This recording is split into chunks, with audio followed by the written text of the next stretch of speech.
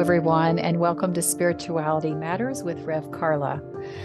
This is a podcast that focuses on the intersection of spirituality and humanity. Now let's settle in and find that sacred space between here where I am and there where you are. And let us be reminded that the holy transcends our physical bodies, and our time together can be just as sacred and meaningful as if we were sitting beside one another. And yes, I'm recording in a hotel room. Where is Rev Karla this week? You never can tell, especially with my house still being remodeled, but I hear the drywall went up today. I also want to share, I shared this earlier, a recording I did for my course, Spiritual Reset, that right now my computer is being propped up by the Book of Mormon and the Gideon Bible. There's just something symbolic about that, right? And I think many of us need to start carrying little books about why deconstructing is healthy, why the spiritual but not religious path is sacred. So when my book comes out in 2024, you can do that and perhaps save someone else's sanity who's trying to deconstruct and let them know that there's other things out there besides having religion forced down upon them when they are in a hotel room. Okay. Now, today's podcast is entitled Church Isn't What I Missed. Now, this is also referencing the blog of the same name that you can find at numasoul.com that will be posted this week. This podcast is inspired by, and the blog as well, is inspired by people who had a hard time leaving because of the loss of community. You don't know how many times I've heard from people when they just say some version of, I just miss the people. I miss the gathering. I miss the belonging. And I understand that. And I feel it deeply because it is a heartbreaking byproduct of when you make the decision to leave any community. Many of us have not only lost that spiritual community, you lost your identity. You more than likely, it changed your friendships. It changed your family dynamics. Many things happened when you decided to deconstruct. That is not uncommon.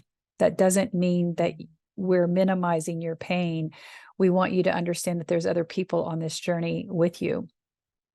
So that also is often enough for people to say, you know what, I'm just going to stay here and I'm going to pretend to be a good Christian. I'm just going to let all my doubts go away because the fear of losing my identity, fear of losing those that have been in my life for so long and who have supported me, I am willing to play a role to keep them in my life.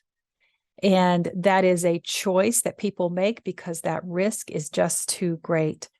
And I get it because I actually did it for quite a while. I interviewed a person earlier today for my podcast, and I was talking about how I was covertly deconstructing for several years before I actually started to know that I was leaving. And I had gone to see Bishop John Shelby Spong, who was speaking in our church, and not in our church, in our community. And I was terrified that somebody from my church was going to see me. So I waited until I was in the parking lot waiting until the program was getting ready to start before I walked in and sat at the back as obscure as possible, just trying to make myself small so no one would see me, just to hear him speak. And I still today am so glad that I was courageous enough to go listen, even though I was also terrified that when I left the building, I was going to be struck by lightning. And my stepdaughter and I went to one of the sessions together. And later we decompressed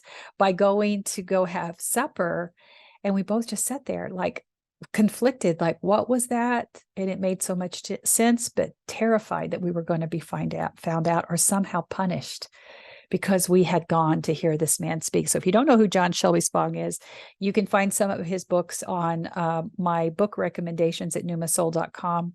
And you can read one of the books that changed my life, which was Christianity Must Change or Die. And be sure to watch for that podcast coming out on March 19th, where we talk about that book and other things related to the changes that are happening inside Christianity. It's an amazing interview. And also, the numbers don't lie here. People are still leaving church, even with the fear of losing their community, they're still leaving church. So I wanted to look at the updated data around this. And it's really interesting because if you just put in like why people are leaving church, you're going to get a Christian-centric perspective. So for instance, you'll get an article from Andy Stanley and ChristianityToday.com that talk about, well, why are people leaving church? Well, it's because their faith is weak.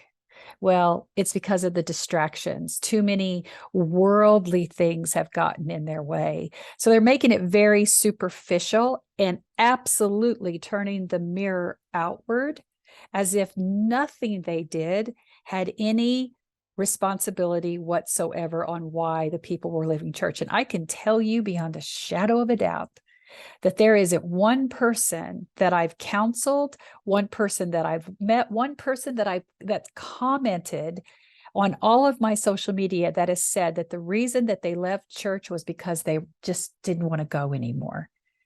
They have profound stories of heartache, of pain, about this being a very difficult decision. But once they've done it and they've done the work to deconstruct and heal from whatever manipulation or learning about their religious indoctrination and how some of those beliefs have kept this narrative on top of them that oftentimes was suffocating them or creating this narrative that somehow they had the right to gatekeep spirituality, or they had the right to say that their way was the only way. And also it gave them the right, the self-righteousness to say that they could be the keeper of biases and prejudices that made them feel spiritually and morally superior than everyone else. And when they start to deconstruct from that, there is a freedom, there is a release, but that doesn't come till after the work. That doesn't come until after you make that decision that says, my life is about to change, but I need it to, because this is no longer serving my highest good. Now, according to a latest research, and again, all of these will be in the show notes, from Pew Research Center, Religious Landscape Study, and I reference Pew Research Center a lot. The Southern Bible Belt is quickly becoming a region of unchurched or lapsed Protestants who may still hang on to their evangelical identity to some extent, but who don't think going to church is necessary. So this is interesting because this also goes back to the elections of 2016 and 2020, where people who may no longer go to church still identify with those evangelical values and voted conservative, voted extremist Christian, voted for Trump because he was speaking to that indoctrination. However, you can also see the shift where people are, the group called Christians Against Nationalism, Christians Against Christian Nationalism, are speaking out against this now to say, we now know that we were part of the problem because our silence was complicit. And now we're going to start speaking up against it. So we're holding on to our beliefs, but we also know that we need to let go of some of that indoctrination and use our voice to speak out against this. So even though you are, and you're also seeing a problem for the church, is that you have people who are saying, look, I get this, I'm good. I did the Christian thing. I am now saved and I don't have to go to church. Well, then who's going to pay the light bill in the church? So now you're starting to see these teachings about the importance of church identity and church community, because you have to connect the salvation and the worthiness of a person to the work of the church and somehow keep that bridge going. I don't know how effective it's going to be, because it's almost like people have figured it out.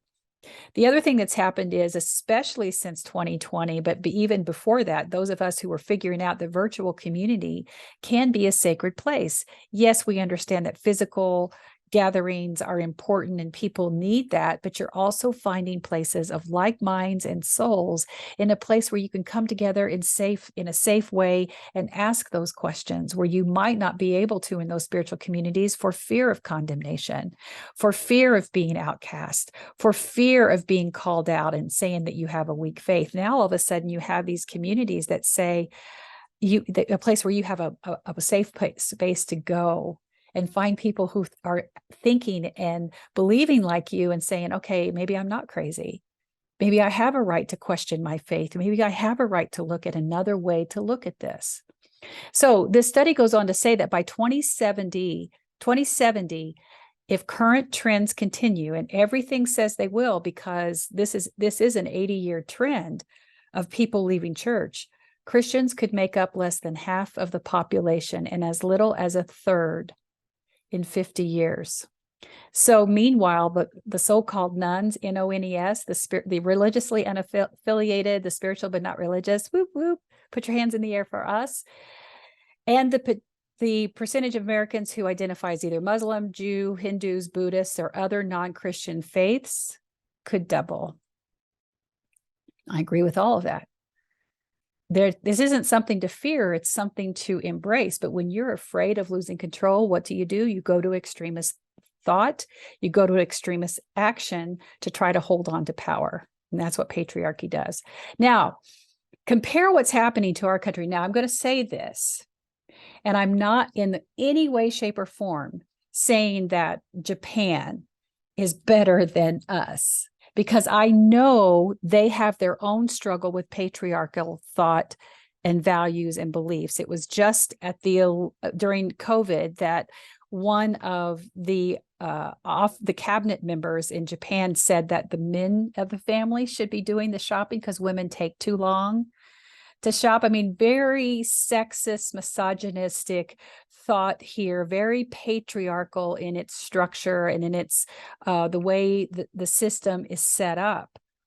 But what they're recognizing is that because of this, and because Japan had their capitalistic focus and their focus on ways to enrich the family has backfired, because their birth rate is so low that they now have begun to sound the alarm that if they do not do something, their population is unsustainable to the point that they will not be able to keep the commerce and the safety net system of the culture even together, because there won't be enough people to serve in hospitals, to serve in the social services, to serve in food industry, to serve in tourism. There won't be enough people. So they're looking down that road and they're saying, okay, we see a problem here. How are we going to fix this?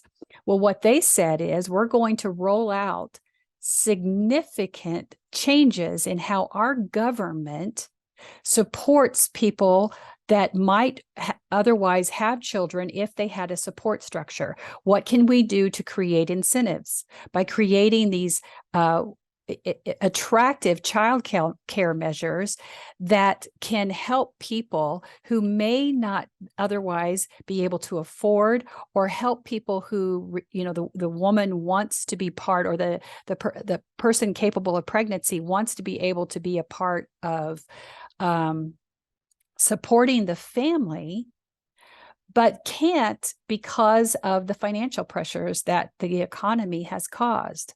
So they see this as almost like a way that the FDR did, that says, well, how can our government be a part of the solution to help the people solve a problem that we created?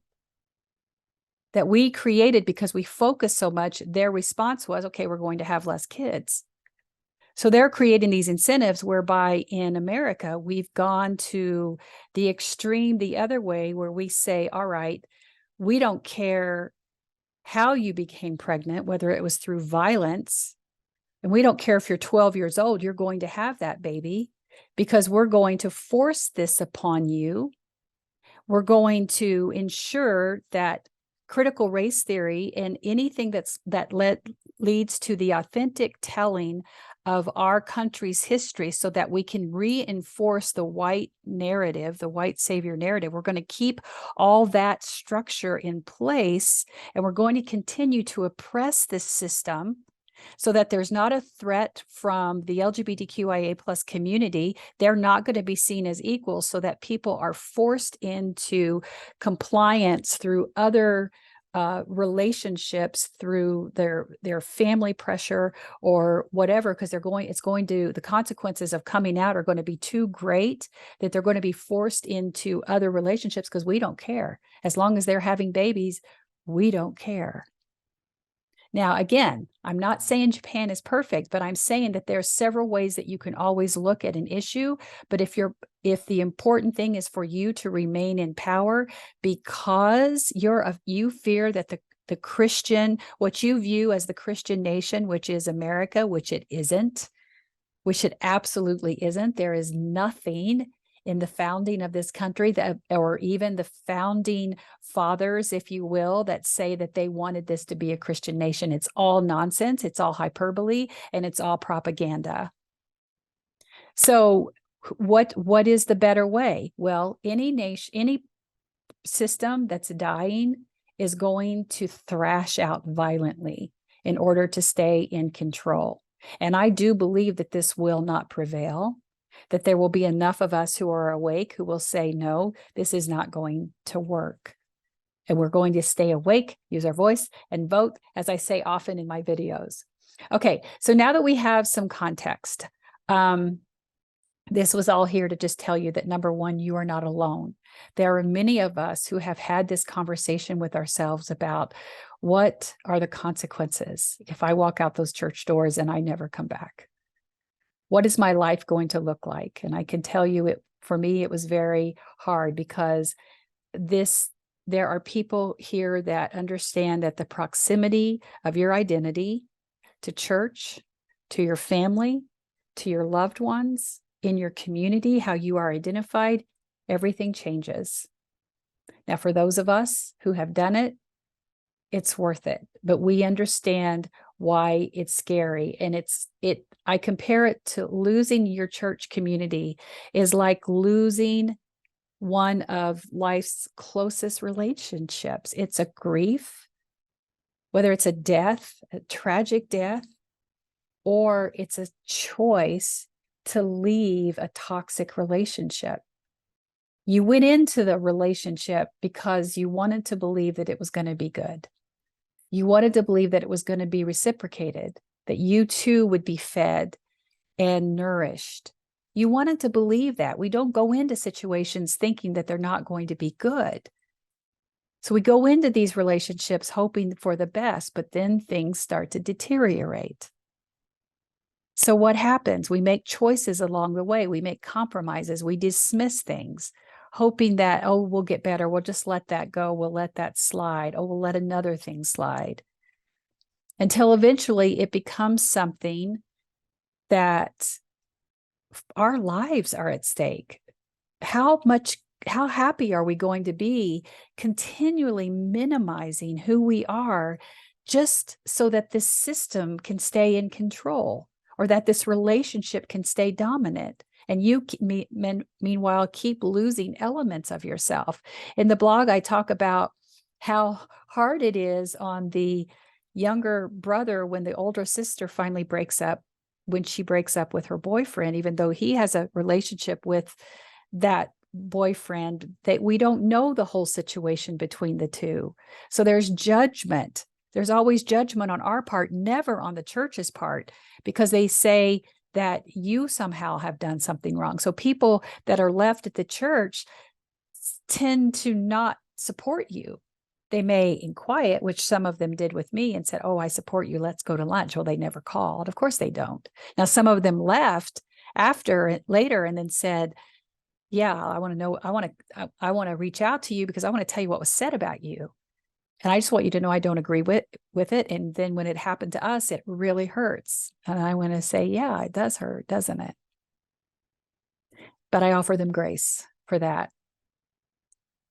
So it's very hard. And I know that what I experienced is not any different than anybody else. I experienced a complete and utter disconnect from my church family. And that was really hard because everything about my identity was tied up in church. My entire contact list, besides my children and my husband, everything else was around the church. But I was no longer going to return to a patriarchal religious system that had mastered spiritual bypassing and gaslighting to control its congregants. That's what I had to keep as my highest beacon. And so for those of us that have left any kind of hard long-term relationships where we get into it thinking that it's going to go this way, but it ends up being toxic and it ends up being controlling, and we think about what we miss, we have to have that thing that's the highest beacon. So for me, I said, I'm not returning to a patriarchal religious system that mastered spiritual bypassing and gaslighting to control its congregants. I will never be in that kind of situation again. So as long as I kept that as my highest beacon, as hard as it was to stand in my truth, I stood in it because I knew that something else was better for me out there. And so just like when you leave a toxic relationship that's on a personal level, if you do the work, then you migrate towards those who see you for who you are, who love you for who you are, who love you unconditionally, not putting conditions on you or asking you to contort yourself to fit a narrative that they have over your life. So even though it isn't what you miss, it is so much of who you are that you don't see yourself outside of that church. But if you do the work, as we should do the work, what we find on the other side of this is who we truly are, surrounded by those who see us for who we are. And that's beautiful. And that's healing. And that's magic. And that's where we were always supposed to be. Because as Rob Bell says, everything is spiritual. And I agree with that. So if everything is spiritual, then even our having self-respect to say, I'm not going to be in that situation, whether it's at church or in a toxic personal relationship, because I love myself enough. And self-care is sacred. Self-worth is sacred. No one should take that from me. The least of which are my church leaders, who should be inspiring me. So I think that we are at a point where it's important for us to keep that highest beacon, but also recognize that it hurts along the way. And I know it does, beautiful soul. So if you need to come into places, whether it's in social media or if you're part of our Patreon community, or you find places where you can talk to people, that is so important. Just like when we're healing from a toxic relationship, I know people who have gone into support groups so they can learn how to make sure that that doesn't happen again. I'm not saying that you have to leave church forever. I don't proselytize that. But if that is what's hurt you, then it's time to step away from it, because you cannot be healed by the thing that wounded you. That's what scares me about some of these churches who are now having these deconstructing groups and healing groups and spiritual trauma groups. It's all marketing. They're doing it to make sure they're pointing you right back into church. It's like anything else. You have to be careful about that. Now, I came up with a couple of things here that I think is important. Adya Shanti. Now, if you've heard me talk before, I've talked some about Adya Shanti. Adya Shanti was raised a conservative Christian. His birth name is Stephen Gray, and he was born in California. But at 19, so he was really young. I'm looking at, I started deconstructing in my 50s, but at 19, he became interested in enlightenment, and he began to meditate and became fully absorbed in that. So he, on his own, independent of his family, began to deconstruct. And the way he did it was by looking at how he could explore his spirituality outside of his Christian-centric experience. Now, first of all, you may not have had the financial means to do that or the desire to do that at 19. I'm glad for him that he did, but he wrote a book called Resurrecting Jesus. And this is going to be part of our Book of the Month Club and Patreon as well. But here's what he wrote. Charisma can be very beautiful, but if a teacher is too charismatic, students tend to grasp. They tend to look only at the beauty and to look at the body and think what a wonderful person. Now, I'm going somewhere with this, so hold on. He continues, he or she might be a wonderful person, but it's not about a wonderful person. I see it as the greatest gift for me that neither one of my teachers were charismatic personalities. And as soon as we move into the worship of the charisma or anything else, we start to unconsciously look past the presence that really is.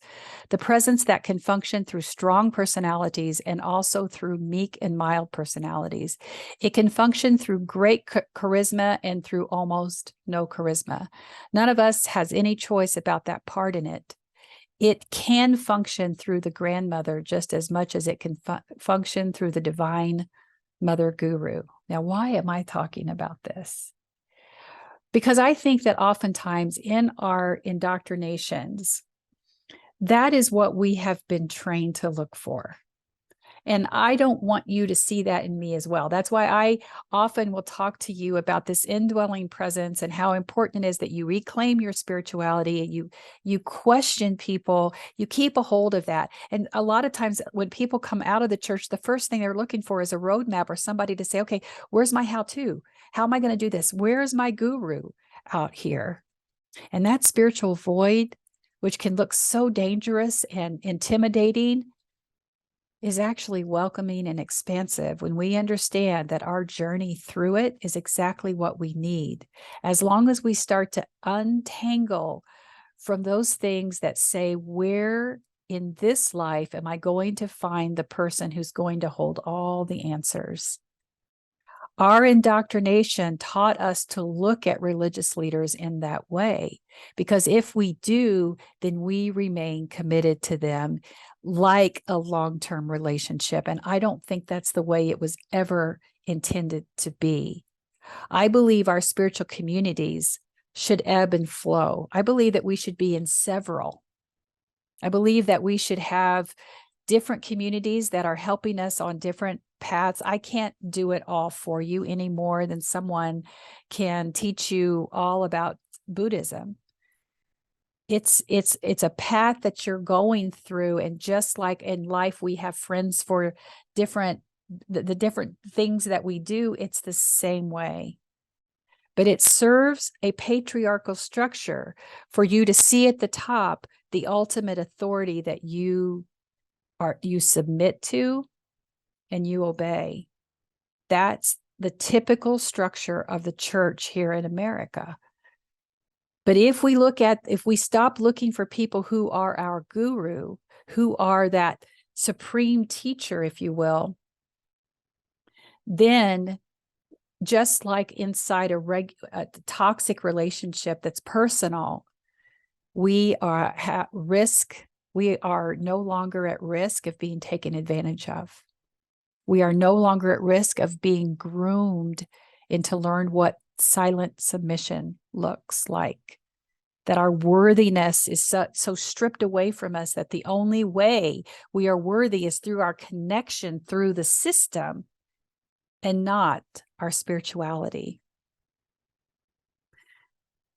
So I wrote this for the blog. You do not need a guru. You need teachers who can help you heal and find the wisdom, the indwelling presence, as Thomas Keating calls it. So working through this loneliness from a space of acknowledging the grief, the loss, and acknowledging the pain, but empowering you to ensure that those who did not have your highest good in mind, but the highest good of the system, you no longer feel obligated or connected to. That means ensuring that only those you can trust for your well-being, both spiritually and emotionally, are in your circle. And that's the most important thing you can do. That is how we start to heal. That is how we start to move towards those with like minds and souls. That's how we find our wisdom keepers and teachers. And that's what I hope to be to you. And that I help you find others along the way, especially when you listen to the March 19th interview, and with some courses I have coming up where some other teachers are coming in to help teach those courses. I'm so excited, as you can tell. So, beautiful soul, I just want to tell you today that you are going to be okay. And you're not only going to be okay, you're going to flourish and thrive. And I want you to know that if you trust that you are right where you should be, then it's going to be worth it. I'm not saying it's going to be easy. It won't be easy. But just like anything else in life, when we've had to make some difficult decisions, we've made them because there came a point in our lives where we say we deserve something better. We deserve to listen to that inner voice that tells us there's something more out there. So whether it's in the physical with love or it's the spiritual and it's all connected anyway, keep moving forward. And if that takes you out of the church doors, then that is where you belong. And blessed be. Thank you for listening, beautiful souls. If you like to watch the uncut version of today's episode on my YouTube channel, then please go there at Spirituality Matters with Rev Karla. You can also find us on Patreon at patreon.com. Look for Rev Karla, where I have bonus content, live Q&A sessions, and we are creating a spiritual community for the spiritual but not religious like no other. I also invite you to connect with me on social media at Facebook, TikTok, and Instagram at Rev Karla. You can also find all new content coming up all the time at revkarla.com and numasoul.com. Okay, I'm so honored to be in this space with you. I pray that you receive something. I know I did, because this teacher teaches what she needs to hear. And now, beloveds, go in peace and be at peace. Go in love and may you be loved. Go and know that others are on this journey with you, and you are not alone. You are seen and deeply and unconditionally loved just the way you are. Blessings on your week, and I'll see you soon.